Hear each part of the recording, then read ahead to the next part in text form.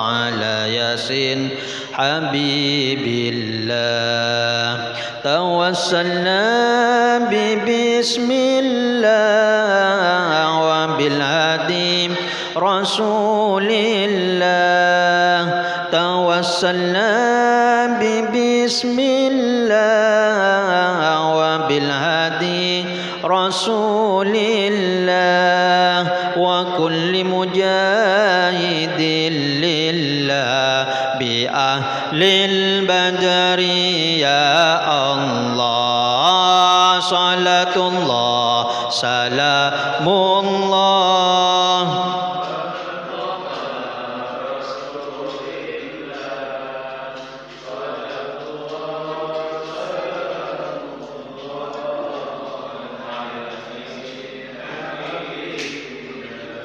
إلهي سلم الأمة من الآفات والنقمة إلهي سلم الأمة من الآفات والنقمة ومن هم ومن غمة بأهل البدر يا الله صلاة الله سلام الله على طه رسول الله صلاة الله سلام الله على ياسين حبيب الله أعوذ بالله من الشيطان الرجيم بسم الله الرحمن الرحيم السلام عليكم ورحمة الله وبركاته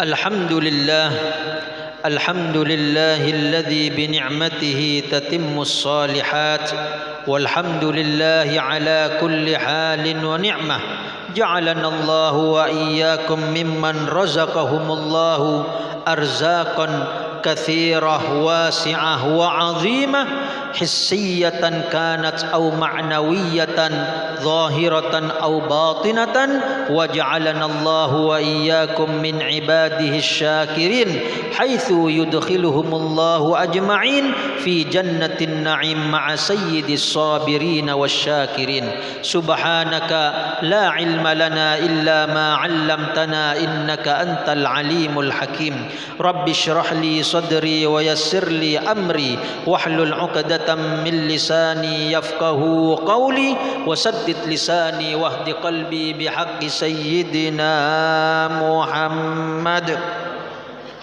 دستوركم يا أهل الدرك ويا أهل الباطن ويا أهل النوبة وأهل الحل والعقد رب اشرح لي صدري ويسر لي أمري ونور قلبي بالعلم اللدني والكسب اللهم إني قد استودعتك ما علمتنيه فاردده إلي عند حاجتي إليه ولا تنسنيه يا رب العالمين اللهم صل وسلم وكرم وشرف وعظم على سيدنا ومولانا محمد صلاة تكون لكل عسر يسرا ولكل هم فرجا ولكل داء دواء ولكل سقم شفاء وعلى آله وصحبه وبارك وسلم أما بعد حضرة المحترمين والmukarramin para alim ulama para asatidah dewan guru para sesepuh ayahanda dan ibunda semoga dipanjangkan umur dalam taat kepada Allah dan Rasulnya wabil khusus seluruh jajaran pengurus Masjid Jami Al-Husna dan seluruh para donaturnya, para penyumbangnya dan semua yang ikut berpartisipasi dalam rangka memakmurkan ini Masjid Jami Al-Husna dengan ibadah dan dengan menghadiri majelis-majelis ta'limnya. Semoga Allah Subhanahu wa taala yang membalas mereka semua dengan ganjaran surganya dan juga dibalas oleh Allah dengan dianugerahi rezeki yang berlimpah ruah, halal serta barokah. Dan yang paling terutama lagi tentunya jamaah salat maghrib, jamaah salat isya, jamaah majlisul ilmi wat ta'limi wat dzikri. Semoga dengan keberadaan kita di Masjid Jami Al-Husna ini dan juga barokahnya hanya hadir di majlis ta'lim. Semoga Allah Subhanahu wa taala segera mengangkat dan menyembuhkan penyakit-penyakit yang ada di tubuh kita, baik itu penyakit zahir, lebih-lebih penyakit batin, dan Allah jauhkan diri kita dan keluarga besar kita dan guru-guru kita semua, dan juga serta mereka yang pernah berbuat baik kepada kita, dan juga tentunya saudara-saudara kita muslimin dan muslimat di mana saja mereka berada. Semoga kita dan mereka dijauhkan dari musibah, malapetaka, bencana, ujian berat, dan semoga kita semua menjadi hamba-hambanya yang senantiasa mensyukuri nikmat-nikmat Allah yang begitu banyak, begitu luas, begitu besar, yang pastinya kita tidak mampu untuk menghitung nikmat-nikmat tersebut. Dan juga kita pun bersabar tak kala mendapatkan ujian-ujian dari Allah Subhanahu wa taala, sehingga kita termasuk minas sabirin wasyakirin, sehingga kita termasuk hamba-hambanya yang bersabar sekaligus juga hamba-hambanya yang bersyukur, yang kelak semoga dikumpulkan dengan pemimpin orang-orang yang bersabar dan dikumpulkan dengan manusia yang paling banyak bersyukur. Beliaulah Kanjeng Nabi besar Muhammad sallallahu alaihi wasallam fi jannatil firdausil a'la bighairi hisab fi khairin wa lutfin wa afiyatin. Amin. Allahumma ma'asyiral muslimin wal muslimat, hadirin wal hadirat, mustami'in wal mustami'at, bapak-bapak, ibu-ibu, adik-adik jamaah majelis ta'lim di Masjid Jami Al-Husna rahimakumullah. Kita akan melanjutkan pengajian kitab Al-Arba'in An-Nawawiyah, yang mana kita masih membahas tentang al-bid'atul mustahabbah wal mahmudah wal masnunah. Bid'ah yang sangat dianjurkan untuk dilakukan, bid'ah yang sangat terpuji, dan bid'ah tersebut disunnahkan. Bid'ah tapi memperoleh pahala, yaitu sama halnya dengan ibadah sunnah. Disebut bid'ah kenapa? Karena di zaman Rasul sallallahu alaihi wasallam tidak terjadi amalan tersebut. Yang nomor 4, sudah 3 kita jelaskan bid'ah sunnah. Bid'ah yang nomor 4, bid'ah sunnah yang nomor 4 contohnya adalah aqdu majalisit ta'lim fil yaumil muayyan wa fis sa'ati al muayyanah. Mengadakan majelis ta'lim, mengadakan pengajian rutin dengan hari yang ditentukan dan jam tertentu. Ini termasuk bid'ah. Kata para ulama ini termasuk bid'ah. Berarti boleh jadi di zaman Rasulullah sallallahu alaihi wasallam yang namanya hari, yang namanya jam tidak ditentukan majelis ta'limnya. Karena kalau Rasulullah sendiri, beliau adalah sang pembawa risalah, beliaulah sang pembawa wahyu, beliaulah sang pembawa ilmu-ilmunya Allah, ilmu syariat Islam. Dan tentunya tidak ada yang namanya jam tertentu. Apalagi zaman Rasulullah ada jam? Mana ada? Tapi sekarang di zaman kita harinya tertentu, seperti di Masjid Jami Al-Husna, hari Sabtu malam Ahad ba'dal maghrib sampai Isya, jamnya tertentu. Berarti kalau ini menurut para ulama bid'ah al-masnunah, bid'ah yang disunnahkan. Boleh jadi di zaman Rasul sallallahu alaihi wasallam yang namanya penyelenggaraan pengajian rutinan tidak ada, belum ada. Tentunya gerak-gerik Rasul sallallahu alaihi wasallam itu semuanya adalah taklim, semuanya pengajaran. segala gerak-gerik Rasulullah, apalagi ucapan beliau, itu semuanya perlu dipelajari karena semuanya benar, semuanya apik tenan. Karena Rasulullah sallallahu alaihi wasallam adalah suri tauladan yang wajib kita tiru dan kita contoh. Cuma penyelenggaraan seperti ini bid'ah masnunah, bid'ah yang disunnahkan ini.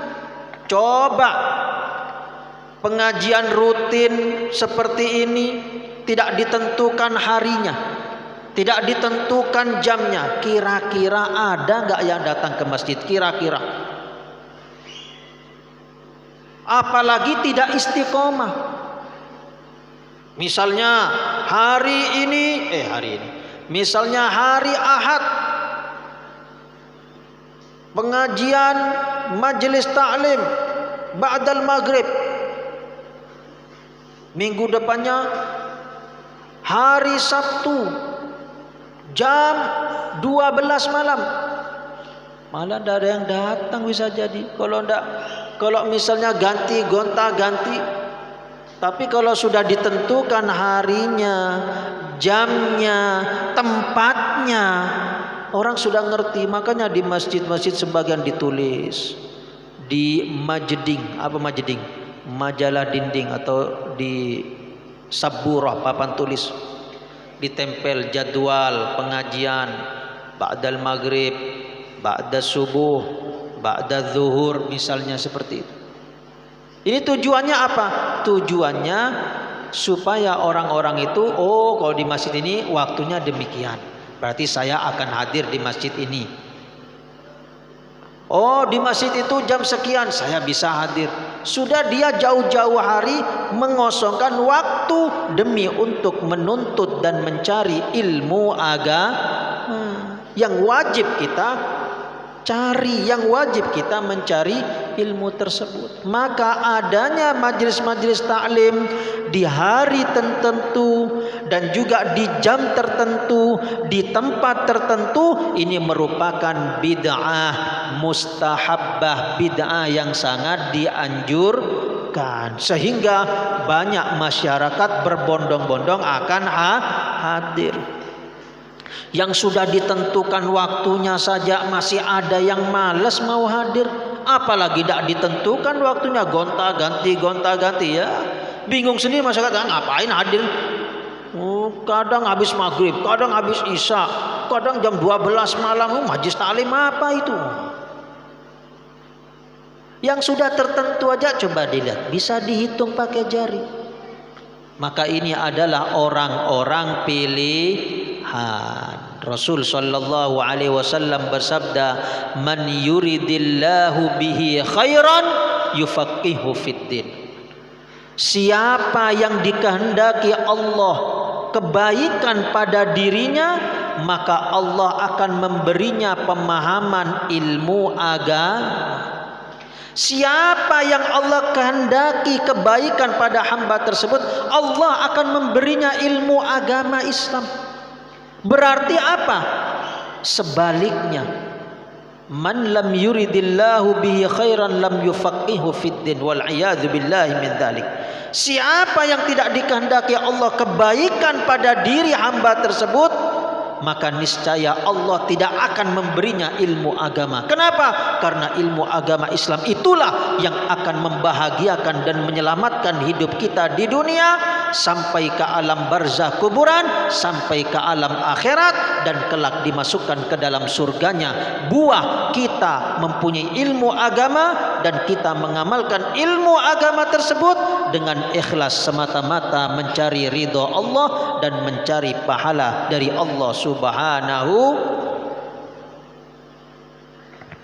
Kemudian bid'ah sunnah yang selanjutnya al-khamis, yang kelima, al-musahafah ba'da salawatil khams wa khususun ba'da salatil asri wa ba'da salatis subhi.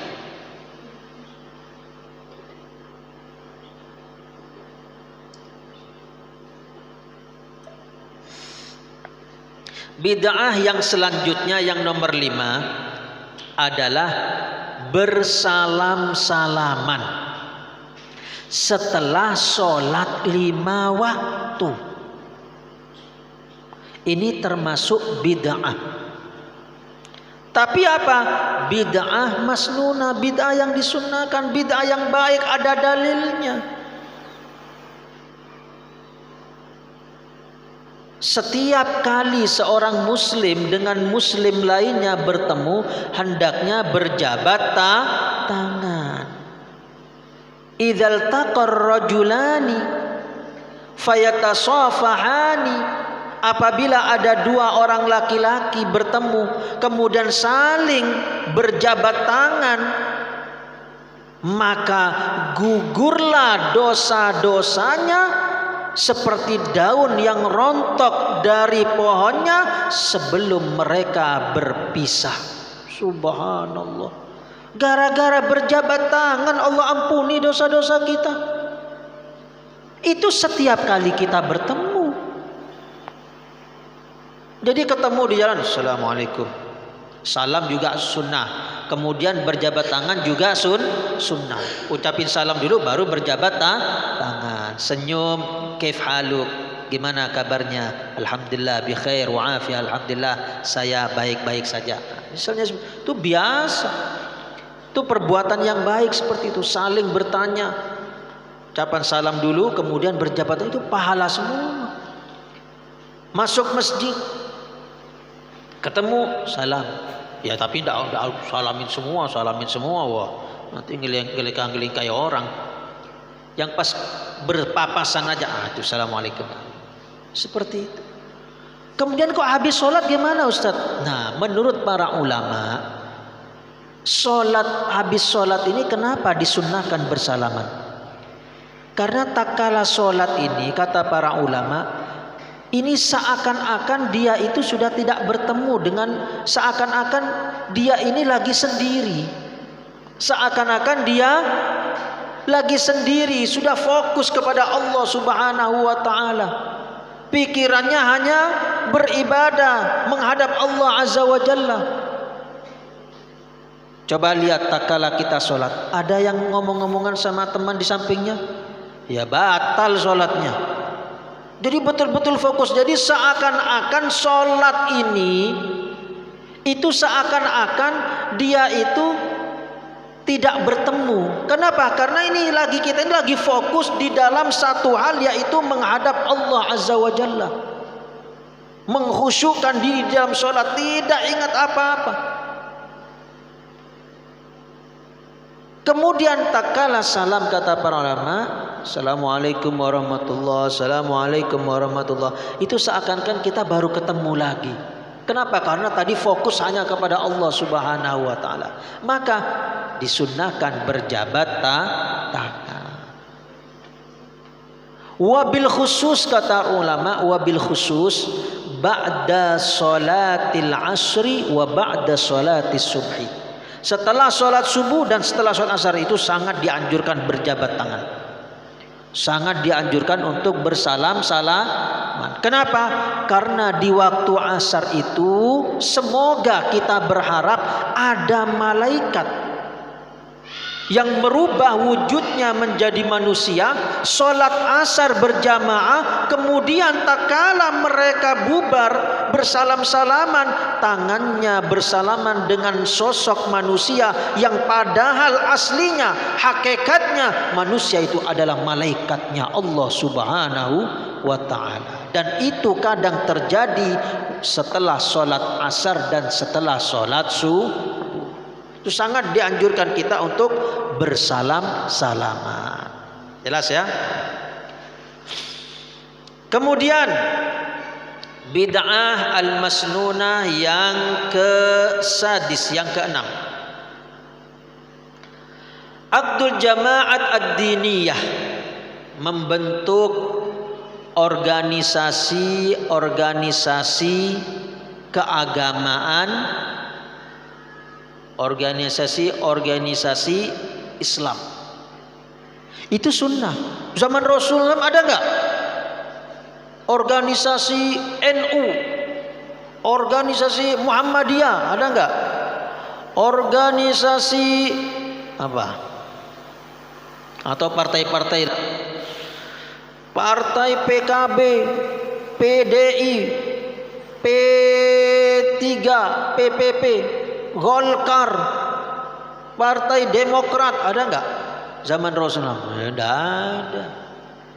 Tapi kalau itu partai bukan ini ya, bukan termasuk ini ya, beda. Ini maksudnya organisasi keislaman, beragama Islam, seperti Nahdlatul Ulama, Muhammadiyah, apalagi yang baik-baik lah intinya. Organisasi yang Islam itu bagus, itu sunnah, dianjurkan.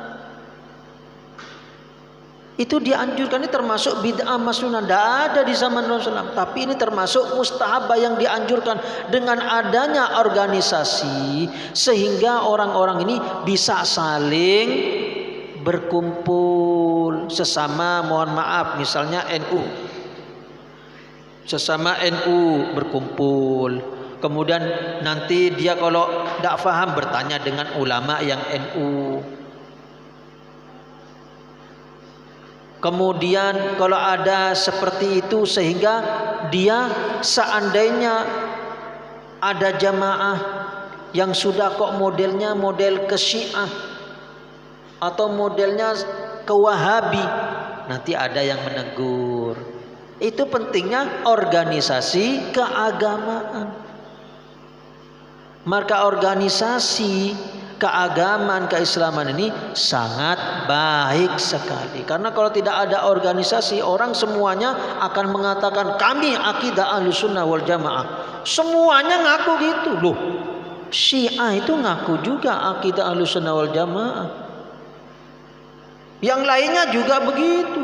Semuanya ngaku akidah Ahlussunnah wal Jamaah. Bukan hanya NU, bukan hanya Muhammadiyah, bukan hanya Persis. Semuanya ngaku. Tapi yang realita, yang sebenarnya akidah Ahlussunnah wal Jamaah siapa? Nah, itulah dia. Makanya pentingnya diadakan, dibentuk organisasi-organisasi keagamaan tersebut. Kemudian bid'ah al-masnunah yang selanjutnya, yang as-sabi' ketujuh, khutbatul jum'ah bil lughatil arabiyyah fi arkaniha faqat wa bil lughatil indonesiyyah fi ma'nal khutbah likay yafham as-sami'un min jama'atil jumu'ah.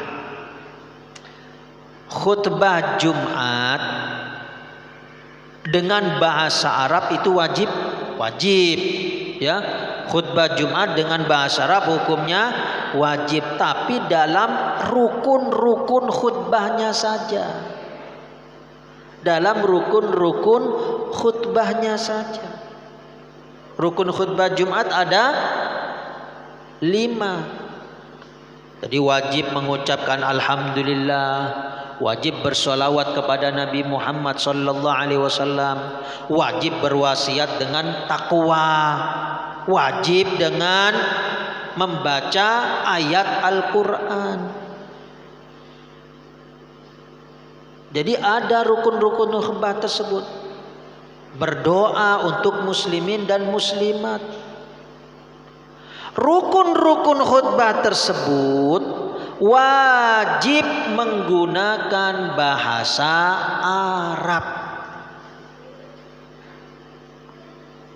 Itu sepakat para ulama. Kemudian kalau di yang bukan rukunnya, isinya kita isi dengan bahasa Indonesia, dengan bahasa Jawa, dengan bahasa Madura, selain rukun khutbah Jumat yang 5. Tujuannya apa menggunakan bahasa Indonesia, menggunakan bahasa daerah? Supaya jamaah Jumatan faham apa yang disampaikan oleh khotib Jumat. Walaupun ini khilaf, ada perselisihan pendapat di kalangan para ulama. Para ulama mengatakan wajib bahasa Arab, Rasulullah berbahasa Arab. Makanya sebagian masjid tetap menggunakan bahasa Arab. Di Indonesia ada, di Madura berapa masjid pakai bahasa Arab. Di Jawa pondok Masjid Jami Pesuruan itu pakai bahasa Arab, tidak pakai bahasa Indonesia. Di masjid-masjid lainnya juga ada yang tetap pakai bahasa Arab. Kalau pakai bahasa Arab sudah jelas sahnya. Sudah jelas sahnya. Karena bahasa Arab semua. Cuma kalau pakai bahasa Arab kira-kira ini jamaahnya semuanya memangnya jago berbahasa Arab apa? Akhirnya mereka pulang, apa yang mereka peroleh? Ya, tidak dapat apa-apa karena tidak paham apa yang disampaikan oleh khotib Jumat. Makanya para ulama mutaakhirin mereka termasuk membolehkan khutbah Jumat dengan bahasa Indonesia, dengan bahasa daerah dan dengan bahasa apapun, asalkan rukun khutbah yang 5 tetap menggunakan bahasa Arab. Dan itulah yang terjadi sekarang. Akhirnya apa? Jamaah Jumatan alhamdulillah pulang membawa ilmu. Kenapa? Karena khotibnya ada bahasa Indonesianya. Nah, kalau bahasa Arab toh ya. Maka menggunakan bahasa Indonesia, bahasa daerah, bahasa-bahasa yang lainnya dalam 2 khutbah Jumat. Walaupun kebanyakan khutbah pertama saja ya. Khutbah kedua biasanya langsung bahasa Arab semua. Maka itu perbuatan bid'ah. Kenapa? Tidak pernah terjadi di zaman Rasulullah SAW. Orang tatkala khutbah Jumat menggunakan bahasa Indonesia. Tidak ada. Semuanya pakai bahasa Arab. Makanya itu khilaf, ada perselisihan pendapat di kalangan para ulama. Ada yang tidak membolehkan menggunakan bahasa selain bahasa Arab. Kenapa? Karena 2 khutbah ini yaqumu maqamar rak'atain minadz zuhri. 2 khutbah Jumat tersebut itu menduduki 2 rakaat sholat di dalam sholat zuhur. Biasanya sholat zuhur berapa rakaat? 4 rakaat. Sholat Jumat berapa rakaat? 2 rakaat. Mana 2 rakaatnya hilang, Bu? Ya ini gantinya. Ini kedudukannya 2 khutbah ini sama dengan 4 rakaat zuhur.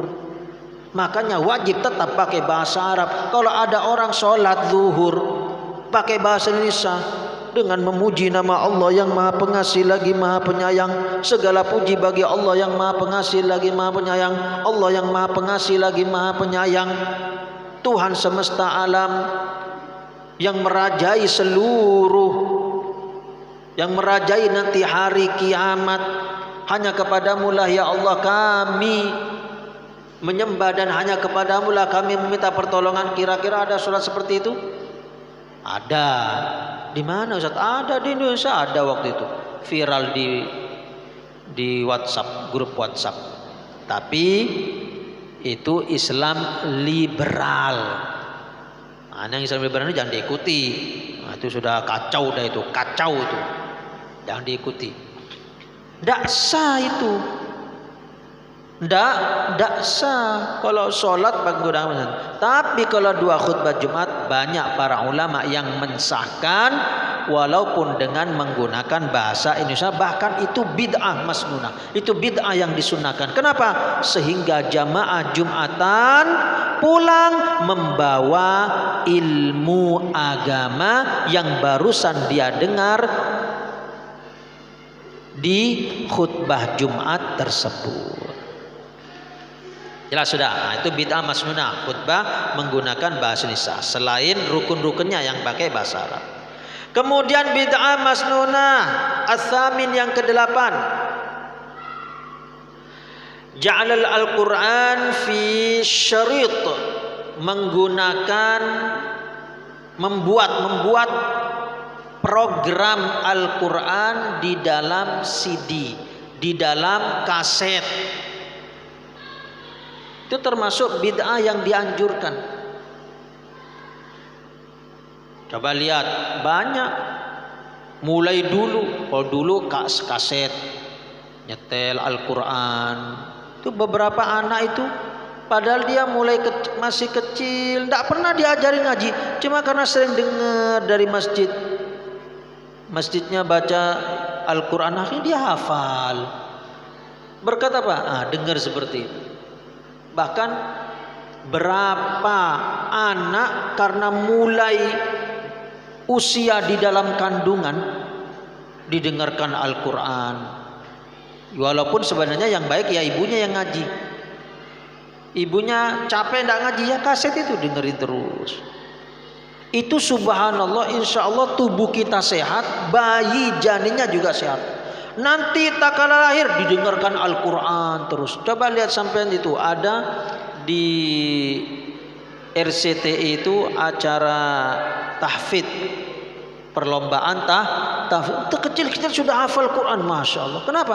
Mulai bayi didengerin Al-Quran. Bahkan ada yang tidak didengarkan lagu-lagu sama sekali, yang didengarkan Al-Quran terus, masya Allah. Jadi sekarang ini wah macam-macam sudah alatnya, tanpa perlu cuma ada semacam memori kecil, itu sudah bisa ganti-ganti yang baca syekh ini, bisa diulang-ulangi surat Ikhlas, diulang-ulangi sampai 100 kali, terulang terus. Dan memang salah satu cara metode menghafal ya sering mendengar. Wah, subhanallah, khususnya anak-anak kecil yang belum bisa ngaji, itu dengar Al-Quran terus daripada dengar dangdut ya. Jadi mulai kecil-kecil nyanyi dangdut akhirnya. Tapi kalau dengerin Al-Quran terus, masya Allah. Nah ini alhamdulillah, ini perbuatan bid'ah yang bagus. Tidak ada di zaman Rasulullah yang namanya CD, yang namanya kaset, yang namanya semacam tip seperti itu. Itulah bid'ah masnunah. Kemudian yang at-tasi, yang ke-9 adalah binayatul ma'ahid al-islamiyah. Membangun pondok-pondok pesantren, membangun madrasah diniyah. Ini bid'ah masnunah. Zaman Rasulullah ada pondok? Tidak ada. Belajarnya sahabat di masjid, belajarnya sahabat di rumah, belajarnya sahabat di mana? Di jalan. Ya, di mana ada Rasulullah mereka belajar. Kadang dia tidak ada semua, banyak orang. Kadang cuma berapa sahabat, kadang segini. Kadang banyak orang, seperti khutbah Jumat ya banyak orang. Nah, adanya pondok pesantren, adanya madrasah diniyah yang di situ betul-betul diajarkan ilmu agama, membangun pondok pesantren ini yang tidak pernah ada di zaman Rasulullah sallallahu alaihi wasallam, ini perbuatan bid'ah masnunah, bid'ah yang disunnahkan. Makanya berlomba-lombalah kita untuk ikut turut menyumbang. Kalau ada ulama, habaib, kiai, ustadz, guru bangun pondok pesantren. Kenapa? Tak kala kita ikut nyumbang, selama itu bangunan dibuat untuk ngaji Al-Quran, digunakan untuk ngaji hadis, digunakan untuk majelis ta'lim, digunakan untuk sholat, digunakan untuk hal-hal yang baik, maka pahalanya pun akan mengalir kepada kita walaupun kita telah berada di tiang lahat kuburan.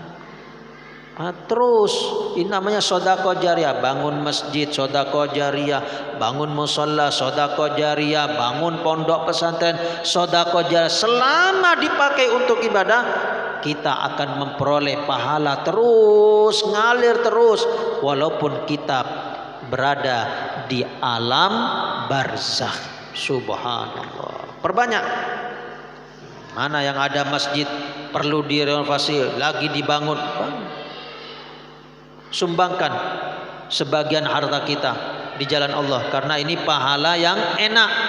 Cuma nyumbang nanti selama dibuat ibadah itu masjid, selama dibuat ibadah itu pondok, selama dibuat ibadah, dibuat majelis taklim itu madrasah, kita juga mendapatkan pahala mereka yang beribadah di tempat-tempat tersebut.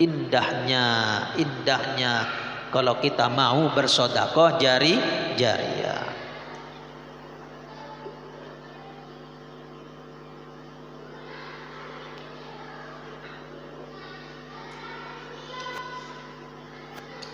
Kemudian bid'ah yang keempat sekarang, bid'ah wajibah, bid'ah muharramah, bid'ah masnunah, bid'ah wajib, bid'ah haram, bid'ah sunnah sudah kita jelaskan sebagian contoh-contohnya. Sekarang kita akan membahas tentang bid'ah al-makruhah, al-madhmumah, bid'ah yang tercela, bid'ah yang makruh.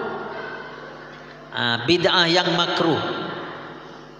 Bid'ah makruh misalnya seperti syurbut dukhon, merokok. Rokok ini hukumnya makruh. Sepakat makruh atau ada yang tidak mengatakan makruh? Ada yang mengatakan apa di sini? Oh, diam semua. Khilaf ya, khilaf. Ada yang mengatakan haram, ada yang mengatakan makruh. Nah, bagi yang tidak merokok lebih baik mengikuti pendapat yang haram. Kenapa? Karena pahalanya lebih besar. Kita meninggalkan sesuatu yang haram dengan kita meninggalkan sesuatu yang makruh, mana lebih besar pahalanya? Ya lebih besar pahala meninggalkan yang haram. Contoh khamr, bir, haram. Kenapa kamu tidak minum? Ya karena saya mentaati perintah Allah dan Rasulnya, kan itu haram saya tinggalkan. Pahala besar. Kemudian kenapa sampean kau tidak merokok? Ya karena saya memilih pendapat yang makruh. Kalau memilih pendapat yang makruh, maka kita mendapatkan pahalanya itu, dapat pahala meninggalkan makruh itu dapat pahala. Tetapi pahalanya lebih besar meninggalkan yang haram. Bagi yang tidak merokok pilih yang haram. Bagi yang merokok ya pilih yang makruh. Pilih yang makruh. Lah kalau merokok pilih yang haram ya dosa terus sampean. Berdosa terus sampean, wah bahaya, malah masuk neraka nanti takutnya. Ya pilih yang makruh sambil terus berdoa memohon kepada Allah agar hati ini dibencikan, agar lidah, mulut, nafsu ini tidak senang lagi dengan merokok. Seperti itu. Masa mau terus ngerokok? Berapa banyak orang alhamdulillah berhenti ngerokok, alhamdulillah. Termasuk saya dulu ngerokok. Oh, jangan tanya, orang Madura itu kecil-kecil ngerokok. Jago-jago. Termasuk saya. Tapi saya waktu kecil juga ngerokoknya, itu pun ya sembunyi-sembunyi. Takut dimarahi orang tua ngerokok. Alhamdulillah tapi berhenti juga orang tua. Setelah beberapa tahun berhenti ngerokok, alhamdulillah. Saya juga ngerokok waktu masih kecil. Oh, kadang bisa asap itu masuk ke mulut, saya keluarkan dari hidung. Itu gampang itu satu. Ya kalau yang belum pernah ngerokok kan repot juga, gimana ya? Nah, itu main-main, saya masih belum kecanduan karena masih kecil. Alhamdulillah pas masuk pondoknya habaib di Jawa Timur yang melarang ngerokok, ya sudah alhamdulillah. Mulai itu sudah tidak merokok lagi, alhamdulillah. Bagi yang merokok ya berdoa sama Allah. Apalagi itu sudah sepakat para dokter bahwasanya rokok itu membuat jantung, sakit jantung, membuat Wah, macam-macam penyakit. Coba lihat di gambarnya rokok, ada yang lehernya bolong, ada yang apanya itu jantungnya waduh sudah hancur terbakar, macam-macam. Bahkan ada itu saya rokok itu sempat terkecoh juga di WhatsApp. Innalillahi, siapa yang meninggal itu? Enggak taunya ya Allah, bungkusnya rokok. Kayak orang meninggal kasih kain kafan, rupanya gambarnya bungkusan rokok. Dikira siapa meninggal, rupanya dia ditampakkan ya. Jadi dia ambil foto orang di rokok itu saja. Jadi pada nanya siapa yang meninggal, datanya ditampakkan le rokok, gambarnya rokok. Tapi tetap aja ini sudah disebut aneka ragam penyakit dengan gambar-gambarnya. Ya tinggal melawan nafsu. Biasanya itu nafsu. Nafsu itu memang karena sudah terbiasa. Kadang repot kadang. Ya bukan hanya orang biasa. Kadang ada ulama juga. Guru saya ada yang ngerokok. Jadi guru saya juga ada yang ngerokok. Ada juga yang mengharamkan rokok. Jadi macam-macam. Jadi meninggalkan yang jadi bid'ah ini termasuk rokok ini bid'ah. Bahkan ada yang mengharamkan, banyak juga ulama yang mengharamkan. Dan rupanya ada seorang ulama, kalau tidak salah Al-Habib Uthman bin Yahya. Beliau melarang orang merokok. Ulama di Mekah dilarang oleh beliau merokok. Wah, protes ulama di sana. Sebagian ulamanya protes. Engkau mengatakan rokok itu bid'ah. Sebenarnya kopi yang Anda minum itu juga bid'ah. Akhirnya kata Habib ini, oh ya sudah kalau gitu. Kalau memang rokok itu bid'ah dan juga kopi itu bid'ah, ayo sekarang kita berdua kita ke depan Masjidil Haram. Ngapain? Saya mau bawa kopi secangkir, sampean bawa satu garet rokok ke depan Masjidil Haram di depan Ka'bah. Kita nanti sama-sama minum di sana. Sampean minum ngerokok, sampean ngerokok di depan Masjidil Haram, saya minum kopi. Kira-kira siapa nanti yang dicerca, dimaki-maki, dihina siapa? Ya mundur ulama itu. Ulama yang di Mekah yang ini mundur. Wah, pinter juga beliau Habib ini. Kopi bid'ah juga. Kopi itu bid'ah karena tidak ada di zaman Rasulullah SAW. Bid'ah, tapi bukan bid'ah makruh.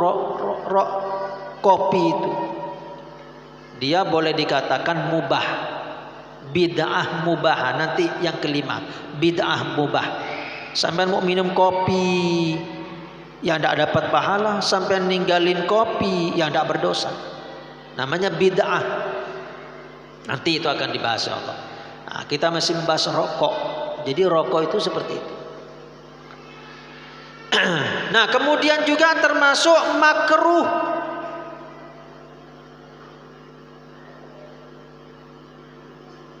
membaca Bismillahirrahmanirrahim sebelum merokok. Sampai mau merokok ini, Bismillahirrahmanirrahim baru merokok. Makruh baca Bismillahirrahmanirrahim. Makruh. Itu bid'ah. Di zaman Rasul tidak ada orang ngerokok. Ya karena memang rokoknya tidak ada juga ya. Cuma baca bismillah sebelum melakukan yang makruh itu jadinya makruh juga. Orang mau merokok, Bismillahirrahmanirrahim, makruh. Perbuatan yang dibenci Allah. Loh, baca bismillah Ustaz. Dalam Al-Quran disebutkan Ustaz. Iya. Tapi sampai ini mau melakukan yang makruh, maka baca bismillahnya mau melakukan jadi makruh juga. Kalau gitu gimana Ustaz? Jangan baca bismillah. Kalau mau merokok jangan baca bismillah. Berarti ya langsung merokok. Berarti apa? Kelihatannya sudah buruk, sudah jelek ini rokok. Disuruh jangan baca bismillah. Makruh kata para ulama. Kenapa? Karena sampai mau melakukan perbuatan yang makruh. Sama halnya mohon maaf, ini bir. Sampai sebelum kita minum bir baca bismillah, ngawur, kurang ajar. Baca bismillah sebelum minum bir haram. Padahal bismillah dalam Al-Quran. Cuma karena kalian sampean mau melakukan yang haram, jadinya haram baca itu. Jadi gimana Ustaz caranya Ustaz? Berarti saya dosa baca bismillahirrahmanirrahim sebelum minum bir Ustaz? Ya benar, cuma minum birnya haram, berdosa, ditinggalkan semuanya kalau itu. Sebelum berzina baca bismillah, ngawur, kurang ajar Anda. Bahkan kalau tujuannya menghina Al-Quran bahaya. Khawatirnya bisa murtad, keluar dari agama Islam.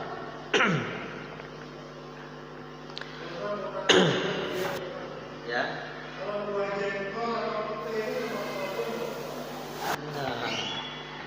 Buah jengkol dan buah peti ini kemungkinan disamakan dengan basol dan thaum, bawang merah ya, dan bawang putih. Sama nggak itu baunya? Nah, kalau dia dalam keadaan mentah, ya, keadaan mentah, maka ini kalau kita mau ke masjid, usahakan sikat gigi dulu biar tidak makruh jadinya. Kenapa? Karena khawatir akan mengganggu para malaikat yang ada di masjid, termasuk mengganggu orang yang sholat di masjid gara-gara bau bawang, atau mungkin juga termasuk itu kalau memang dia baunya itu bau yang tidak baik, maka jangan dimakan kalau mau sholat. Tapi kalau mau di rumah saja, ya monggo, apalagi itu ada kesehatannya, kan ada kesehatannya itu, ada manfaatnya. Bawang putih dicampur madu dalam keadaan mentah, namanya bawang lanang, itu bagus, tidak perlu dimasak itu. Itu dia apa dimakan. Tapi kalau mau ke masjid, siwakan dulu, sikat gigi dulu biar hilang baunya tersebut. Cuma kalau di rumah ya tidak apa-apa, itu kan untuk kesehatan. Jelas ya? Kemudian bid'ah yang terakhir adalah bid'ah al-mubahah. Ini sudah insyaallah di pertemuan yang akan datang. Semoga Allah Subhanahu wa taala menjadikan kita semua hamba-hambanya yang memperoleh ilmu yang banyak, yang bermanfaat dan barokah, dan kita mengamalkan ilmu tersebut dan meninggalkan apa yang dilarang oleh Allah dan Rasulnya. Dan semoga kita semua menjadi orang-orang yang betul-betul selalu mendekatkan diri kepada Allah dan Rasulnya, sehingga kita semua diangkat derajatnya untuk menjadi kekasih-kekasih Allah dan Rasulnya sallallahu alaihi wasallam. Rabbana atina fid dunya hasanah wa fil akhirati hasanah wa qina adzabannar. Wa sallallahu ala sayyidina Muhammad wa ala alihi wa sahbihi wa sallam. Walhamdulillahi rabbil alamin. Akhirul kalam dari saya, mohon maaf, semoga bermanfaat buat kita semua. Ihdinas siratal mustaqim. Tsumma assalamu Assalamualaikum warahmatullahi wabarakatuh.